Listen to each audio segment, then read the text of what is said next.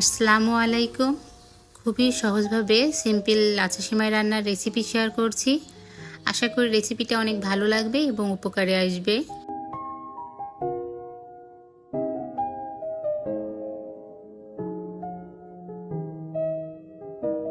লাচ্ছা সেমাই রান্না করার জন্য আমি এখানে একটা কড়াইয়ে 1 চা চামচ দিয়েছি ঘি। ঘিটা গরম হয়ে আসলে দিয়ে দিচ্ছি কিছু কিশমিশ। এখানে 1 টেবিল চামচ কিশমিশ আছে এবং দিয়ে দিচ্ছি কিছু বাদাম। এখন কিশমিশ এবং বাদামটা কিছু সময় একটু নেড়েচেড়ে ভেজে নেব। আনুমানিক 2 থেকে 3 মিনিট ভেজে নিলেই হবে।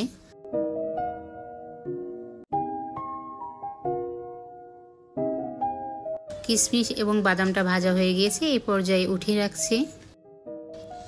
দিয়ে দিচ্ছি একটা লাচ্ছা সেমাইয়ের 4 ভাগের 3 ভাগ। নেড়েচেড়ে ভেজে নিচ্ছি। এই সময় চুলার আঁচটা একেবারে কম রাখবো।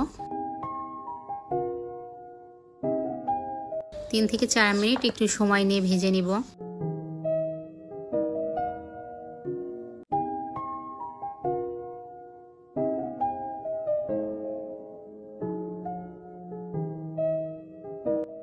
সেমাইটা ভাজা হয়ে গিয়েছে, এই পর্যায়ে দুধ দিয়ে দিচ্ছি।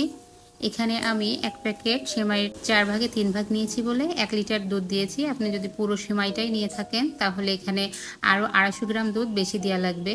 মানে আপনার 1 প্যাকেট সেমাইয়ে 1 কেজি 1 পোয়া দুধ দিতে হবে। এখানে আমি দুধটাকে আগে থেকে জাল করে নিয়েছিলাম। এ পর্যায়ে দিয়ে দিচ্ছি স্বাদ মতো চিনি। এখানে হাফ কাপের একটু বেশি চিনি আছে। দিয়ে দিচ্ছি সামান্য একটু লবণ। মিষ্টি খাবারে লবণ পছন্দ না করলে বাদ দিতে পারেন।